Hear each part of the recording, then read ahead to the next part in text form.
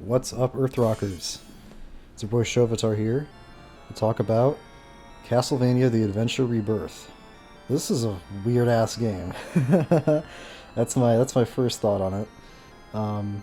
When I saw this game at the end of the Wikipedia list of Castlevania media, which I used as my unofficial checklist to see what all games I was going to be playing when I set out to do this, I thought to myself, well, Castlevania The Adventure, that game's like a dumpster fire.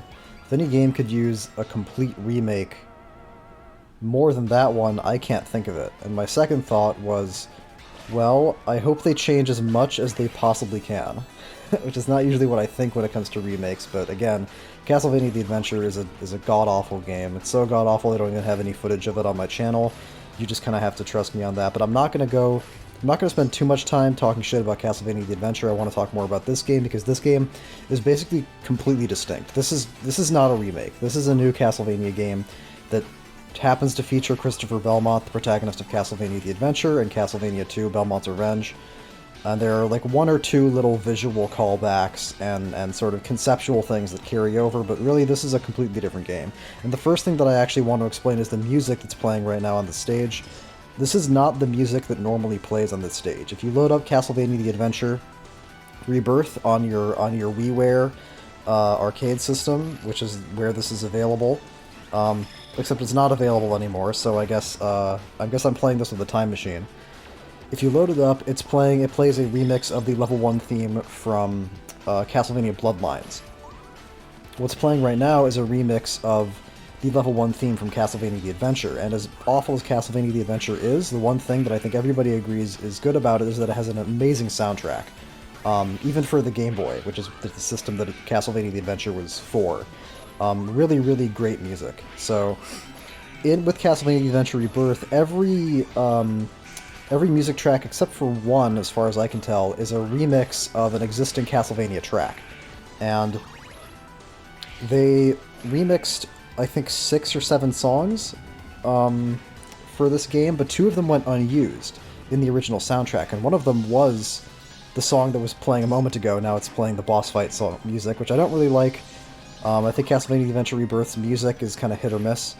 But the point is that the best, most iconic song in the whole remastered soundtrack, the song that's basically like the theme of Christopher Belmont, if he has one, went unused in the original release of the game. And I, and several other people, thought that doesn't make any sense at all. This track is fucking amazing. Why would you not use it? So some nice people, a long time ago, went to the trouble of creating a ROM hack that alters the soundtrack for Castlevania The Adventure Rebirth to add back in the two cut songs. So the music for the first 3 levels is going to be slightly different.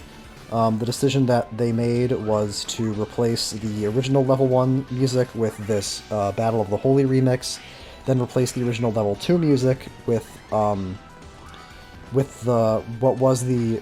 original level 1 music. And then they replaced the original level 3 music with the second unused track, which is a remix of Lost Painting from Symphony of the Night, which is, I believe, what plays in the Reverse Caverns and the Reverse Library.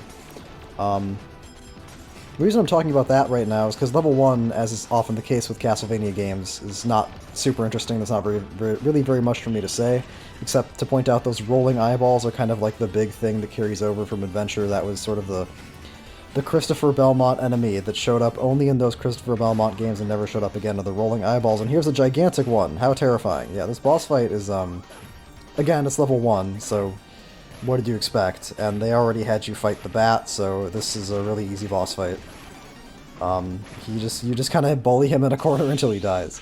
But I'll get back to talking about the soundtrack when we get to level 3, because I think neither soundtrack is perfect. The original soundtrack is crucially missing Battle of the Holy, which is an unforgivable omission. But this ROM hack soundtrack, I think, makes some bad choices about which songs to cut and which songs to keep. Well, Well, actually, I guess I'll finish talking about the soundtrack as long as I'm talking about it. The original Level 3 music in Castlevania The Adventure Rebirth is a remix of New Messiah, which is the Crystal Castle music from Belmont's Revenge, which is the best fucking track in Belmont's Revenge and one of the fucking sickest Castlevania tracks I've ever heard. But when the ROM hackers... The guys who made the ROM hack wanted to put in both pieces of cut music, so something had to get cut for Lost Painting, and they just made a bad choice about what to cut. They cut New Messiah. I think it would have made much more sense to probably just cut the Bloodlines level 1 music right now, the music that's playing right now. And you just play New Messiah here. I don't know, maybe it wouldn't really fit, but Lost Painting kind of doesn't fit any of these levels, in my opinion. Anyway, that's the soundtrack. The game itself... it's so weird to me that in the original soundtrack they have the level 1 music for Bloodlines playing instead of the level 1 music for Adventure. I don't know if they were worried that, like, people wouldn't know what the remix was, but, like, who cares? Who cares if people know the original song? What matters is if the remix is good or not. The remix is fucking awesome, as is the original song. And, as always, Rondo Hunchbacks fuck me up. That's gonna be the title of my upcoming, gamer autobiography about this series. It's going to be called Rondo Hunchbacks Fuck Me Up, a story. So that little block there, that rectangular block in the wall, I could have broken that and fallen down that pit over there. I didn't know that at the time, but that's what I'm going to do next time. And I got to explain the whole key thing. So like Rondo of Blood, Adventure Rebirth has different paths through the levels, and the different paths are accessible via keys you can pick up that take up a sub-weapon slot. And like Rondo of Blood, there are some paths that are just kind of objectively better. Or no, Rondo of Blood didn't have that. Rondo of Blood just had alternate paths. It was Dracula X that had the keys. Right. Rondo of Blood did have alternate paths, but I don't... there weren't keys in Rondo of Blood. Dracula X had that. So anyway, and like with... Right? Okay, now I'm like gaslighting myself. Anyway, my point is there are keys that lead to different paths, and some paths are just kind of objectively better than other paths, in my opinion.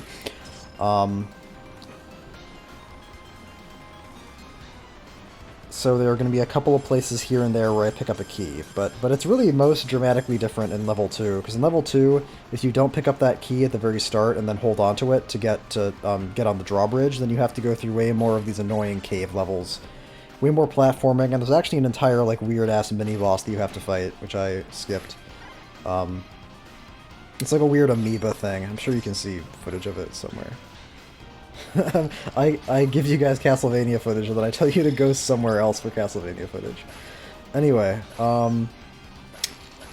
yeah, speaking of Bloodlines, the game seems to take most of its cues from Bloodlines. It reminds you of Bloodlines more than any other Castlevania game.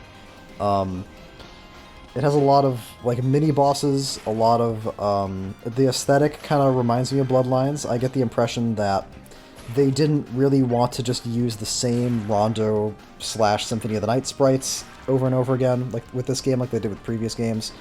Although they did use the Rondo Hunchback, but the point is that it's mostly new stuff, and so as a result, the aesthetic looks a little bit weird.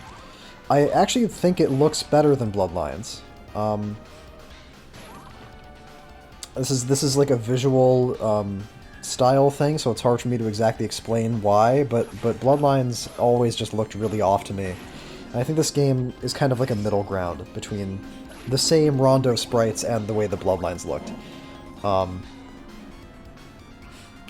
And it also kind of reminds you of Bloodlines in that it's very, very stingy with healing items. There's only really, in the levels that have meat, there's really only going to be one or two, and the last level, the Clock Tower, has actually no meat at all, which is, that's a Bloodlines thing through and through. Even in Dracula's Curse, there were not any levels with zero meat. In Bloodlines, the, level 6 of Bloodlines had no meat on it, which is kind of a big problem with that level, or rather, the thing that made the level so hard. Bloodlines, Adventure Rebirth also has, like, weird-ass bosses the way that Bloodlines does, where you're not going through the same sequence of, you know, Bat, Medusa, Mummy, Frankenstein, Death, the way that you typically do in Castlevania games. There's pretty much no, like, flagship Castlevania bosses in this game, except for The Grim Reaper who you fight at the end of the clock tower. All the other classic Castlevania enemies tend to show up as mini-bosses, either like the Bat there, or there is kind of a version of the Frankenstein monster that shows up later. But none of what I've outlined so far are criticisms. I appreciate the fact that the game looks different and that it's trying something different, and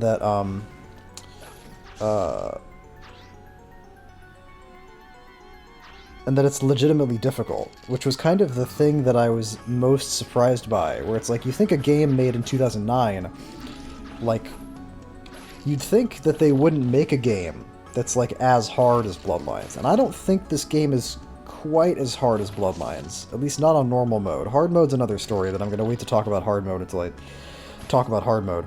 But it does feel like a classic Castlevania game. It feels like it's taking sort of its favorite parts from the series and kind of putting them together.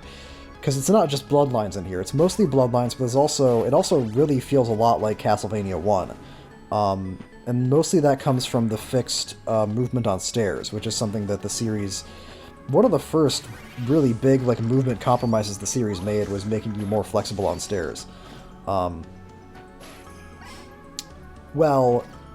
And Super Castlevania 4 gave you full air control, but they kind of dialed that back. But no game after Dracula's Curse treated stairs the way that Dracula's Curse does, except for this game, which really kind of gives it its own feel. And there is full air control in this game, but I should explain also that there are two possible control styles to Castlevania: The Adventure Rebirth. There's a normal style, which gives you full air control, and then there's there is a classic control style which gives you fixed jumping arcs. And when I first noticed that, I was like, well, fuck, you know, I'm not a pussy, like, I like Dracula's Curse, I can play this shit with fixed jumping arcs, but for some fucking reason, picking the classic control scheme also gets rid of every sub-weapon in the game except for the cross and the holy water.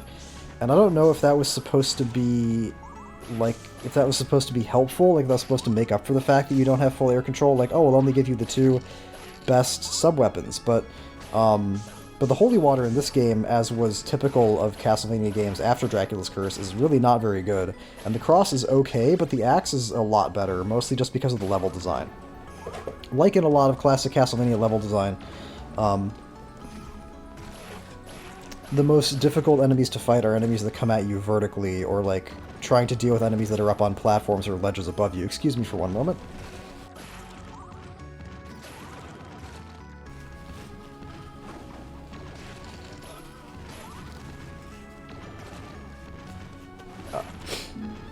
Sorry about that, I had to blow my nose. I'll make sure to mute that.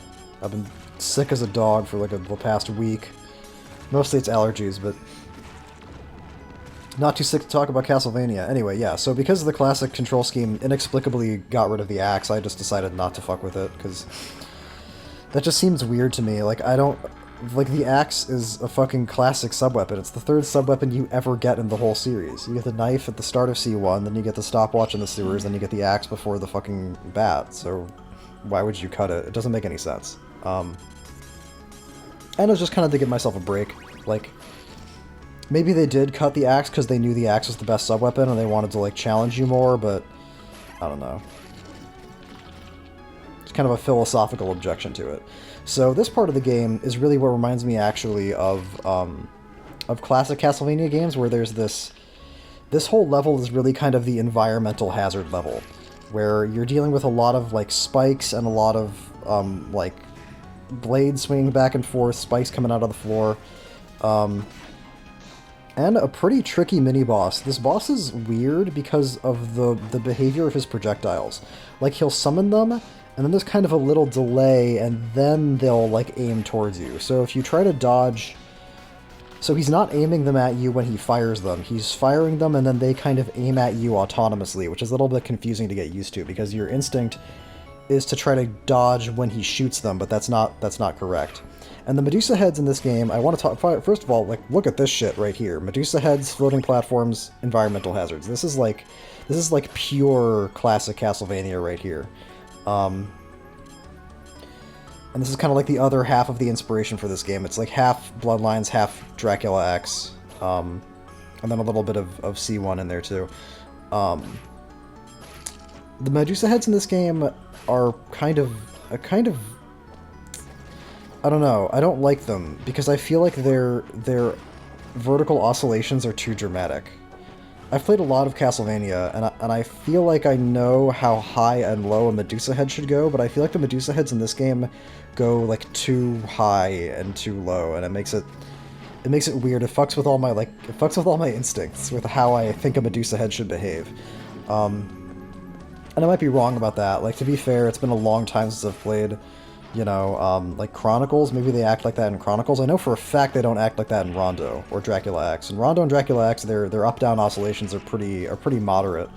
And then in Dracula's Curse, of course, it's the RNG skulls on second quest that have like the crazy high-low movement. So I think I'm right about that, and that the Medusa heads are a little unusual, but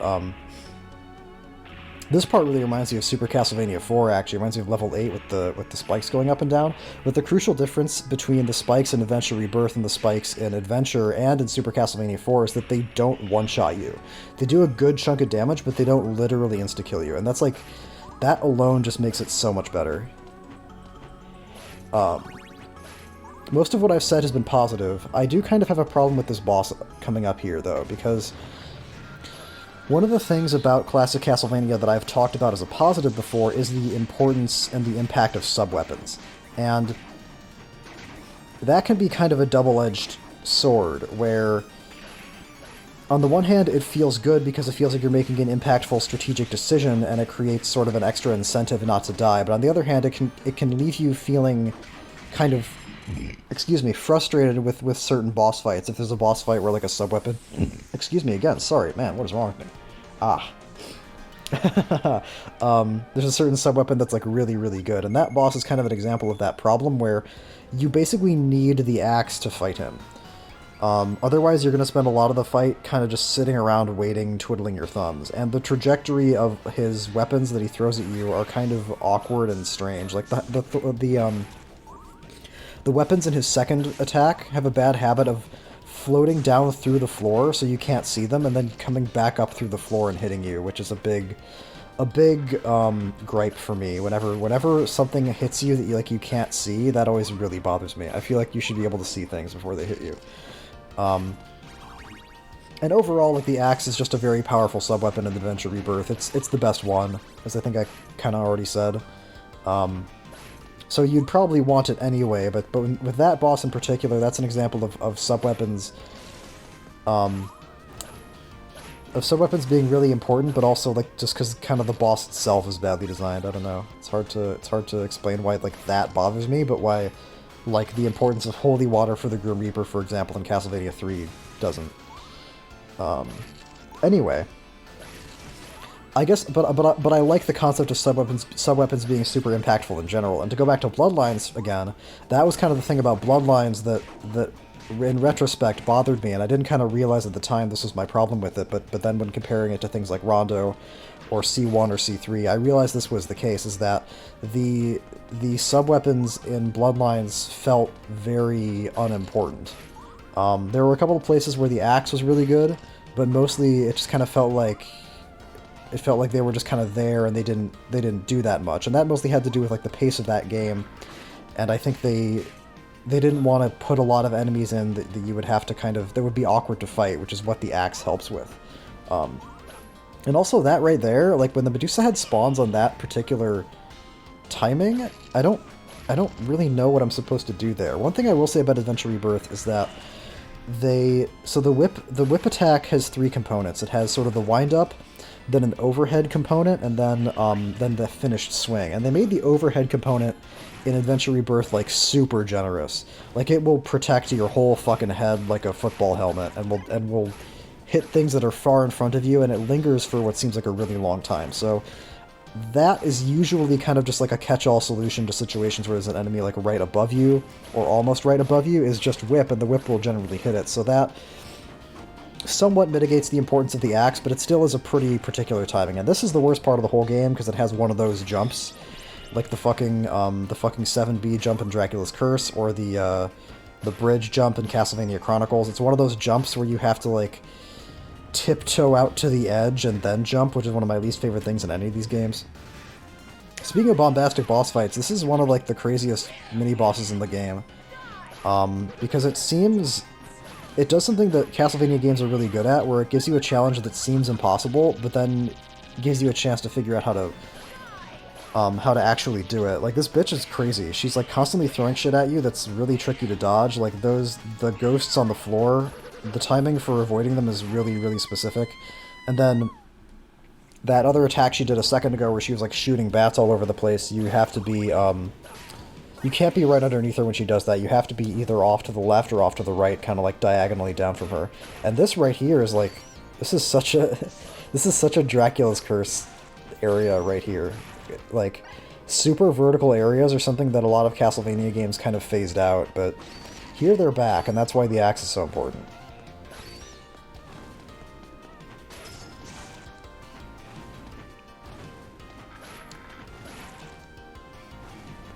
Did I even talk about the stairs? Yeah, you're magnetized to stairs again, which also makes the game feel a lot like Dracula's Curse in certain parts. More so on hard mode, but again, that's going to have to be a conversation for another time. So these guys are pretty cool. The red dude with the scythes there, I just kind of killed him in kind of a cheesy way, but it's cool to see them because they're actually a carryover from Castlevania the Adventure and Belmont's Revenge. They were enemies that appeared in Belmont's Revenge and Adventure that I don't think ever appeared again. These like scythe guys who would throw a scythe high and then throw a scythe low, kind of like cooler iterations of the Armor Knight enemies from C1 and C3. And what made them so cool in Belmont's Revenge is that in Belmont's Revenge, that's a game where combat will almost never kill you because most enemies just don't do that much damage. But those guys in Belmont's Revenge would actually hit you for like a serious chunk. So they were a really dangerous enemy with a really aggressive, tricky attack pattern, which is what made them cool and made them interesting.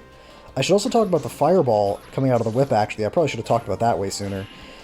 There is one of the things that's gone from Belmont's Revenge is like the super punishing, when you die you lose all your whip upgrades thing. Or no, yes, that is in this game. I forgot. What I meant was, yeah, if you die you do lose your whip upgrades and you have to like use the shitty normal whip for a second, but there's only one initial whip upgrade that like permanently upgrades your whip to the metal, to like the Morning Star. But if you pick up a second whip upgrade, then for a limited amount of time you can shoot a fireball out of your whip. And that's also a carryover from Adventure and Belmont's Revenge. The way well, that's exactly how it works in Belmont's Revenge, except that some enemies would make you lose a whip upgrade in Belmont's Revenge. And then in Adventure, I think taking any damage at all made you lose your whip upgrades. Just another reason why Adventure is just like garbage. This boss is really scary, but eventually the trick that I figured out is that, so when he does that punching pattern, he'll punch like either close, far, middle, or far, close, middle. And the trick that I eventually realized is that he will never hit middle first. He always does middle last. So if you stand between where you think he's going to punch far and where you think he's going to punch close, then you can always avoid the first two punches, and then it's just a matter of knowing which direction to go to avoid the third punch. So it's very much like a visual thing, like you kind of just have to guess where that middle point is. But once you get a good feel for that, you can clear him really consistently while taking almost no damage. The second trick is that the lower health he gets, the less time you have to jump from his hand onto the central platform where his heart and his weak spot is. Which is tricky because he summons those dudes who are crowding that platform, keeping you off of it. And the trick is just to immediately throw a cross at them, and then just kind of jump and whip at the same time towards them, and hope that you land and whip at the same time to clear them out if any of them are still left, and then start wheeling on them. You just kind of have to hope that that's how it works out, and hope that your cross already cleared out enough of them to give you a safe space to do that. So it's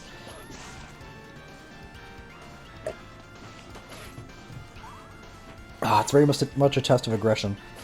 And here we are in the Clock Tower, the last and longest and hardest level in the game, rather. If I'm looking at the timestamp at this video right now, we're 24 minutes in, and there are 14 minutes left, and I've already been through 4 levels. So if you think about it, that's an average of what, 6 minutes a level, and now we have 14 minutes left for me to get through the clock tower, the death fight, and then the final fight with Dracula, because there is no level 6. There is a level 6, but it's just the Dracula fight, which I think is why this level is so long. Because it's supposed to be the level before death and the level before Dracula. Which is also how it was in Rondo, to be fair, and in a couple of other classic Castlevania games. That's pretty funny, yeah. You can bait those guys into falling off. These ghost spawns here have a bad habit of sometimes spawning right the fuck on top of you. And that's really, really bad, because, as I think I briefly mentioned before, this is the level with no meat in it. This is Bloodline 6, baby. You gotta do the whole thing with no healing. And it's really brutal for that reason. It's also got like the trickiest platforming challenges. Like, they really made it the hardest level in the game, and they went out of their way to do that. And it's even fucking worse on hard mode, but again, I'm gonna have to wait to talk about that. Most of the solutions for the problems in the clock tower involve like being patient with the Medusa heads, and then using the axe to sort of just clear out rooms preemptively. Like, there's this thing right here. No, it's okay. They don't do it here. It's only on hard mode. There was a thing that I was on the lookout for there, but I forgot that if it was a hard mode only thing, it is. And also the fireball whip is also super, super helpful. Yeah, this is what I mean when I talk about the axe being super important, where there's not really any other sub-weapon I could have gotten to deal with that. There actually is a stopwatch earlier in the level, but I'm not going to get it on normal mode. I am going to get it on hard, but not on normal.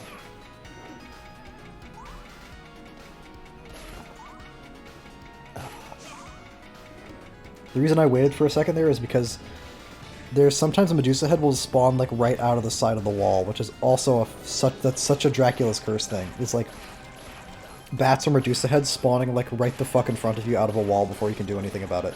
And this mini-boss is actually really scary. It might not look like it considering he's already almost dead, but that was the product of a lot of trial and error. Basically, for his first 2 attack sequences, he's kind of just like sitting there and letting you wail on him, because he'll shoot like a lightning ball, or he'll shoot the lightning that travels along the ground for his first 2 things. But the crucial thing is that for his first 2 attack patterns, he'll only do one or the other. So it's pretty safe to stay close to him, stay crouching to avoid the lightning ball, and then have time to back away from him and jump over the lightning on the floor when he does the first 2 sequences. After that, though, he gets pretty pissed and he starts doing them in combination, and that's when you have to really back off, give him a lot of respect, and you can't be close to him at all once he starts doing those complex patterns. And the trick there is the lightning ball will always shoot out of him at the same speed, but the lightning on the floor will sometimes come out slow and sometimes come out fast. And if it comes out fast, you usually have to kind of jump and then back away slightly to both avoid the lightning on the ground and the lightning ball. But if it comes out slow, you can usually just do a regular vertical jump to avoid it. And that's really fucking important if you want to play this on the classic control scheme, because there you don't have any fucking air control. And this shit right here, by the way, is a great example of why the axe is so important, because like trying to clear out this room without the axe would just be a fucking nightmare. Like trying to deal with like imagine trying to avoid like that bone snake and deal with 3 fucking bone-throwing skeletons all right above you. It's actually absurd. This was actually the level and the room that kind of cemented in my head that I wasn't going to use, that I wasn't going to play on Classic just because the axe was so important here. I mean, maybe the stopwatch would suffice also, but I don't actually remember how many hearts the stopwatch takes up. But that's irrelevant actually, because they cut the stopwatch too in the classic control scheme, so never mind. This part's pretty tricky, yeah. Because if you stop at the wrong point, then the Medusa head can come at you at a certain angle where you're kind of fucked, especially if you're stuck on the stairs. And this is a neat little so this is like a really specific thing. There's a key in that candle off to the left, and you're going to see like a locked door area off to the right coming up pretty soon here on this elevator. But I don't take it because it ultimately spits you out in exactly the same room as the main door, and it spits you out in actually a worse position than the main door does. Especially on hard mode, because on hard mode I'm going to do a... Because when I play hard mode, I play it with a 1cc, which means I actually am going to die sometimes. So, being able to spawn in a good place is really important if you're planning on dying. But even if I'm not planning on dying, I'd still just rather start off the level over here than over on the right, which is where you get spit out. It's a surprisingly